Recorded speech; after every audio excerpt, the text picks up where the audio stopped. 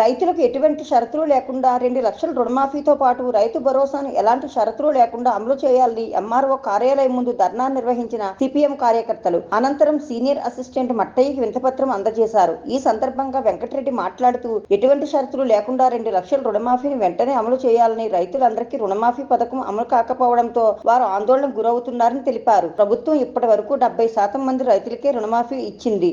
మిగిలిన రైతులు రుణమాఫీ కోసం రైతులు, బ్యాంకులు, రెవెన్యూ కార్యాలయాల చుట్టూ తిరుగుతున్నారని పేర్కొన్నారు. తక్షణమే రుణమాఫీ పథకాన్ని రైతులకు అమలు చేయాలని ప్రభుత్వాన్ని కోరారు. ఈ కార్యక్రమంలో సిపిఎం పార్టీ జిల్లా కమిటీ సభ్యులు దుగ్గి బ్రహ్మం, మండల కార్యదర్శి పోసనబోయిన హుస్సేన్, ఐటీయూ జిల్లా ఉపాధ్యక్షుడు శ్రీలం సీను, రైతు సంఘం జిల్లా కమిటీ సభ్యులు తుమ్మికొమ్మ, యోన రేపాకుల మురళి, జక్కుల వెంకటేశ్వర్లు, వీరమల్లు, పిన్నపురెడ్డి, వెంకటరెడ్డి, మేసాల వీరబాబు, అబ్బురం, సిపిఎం కార్యకర్తలు తదితరులు పాల్గొన్నారు.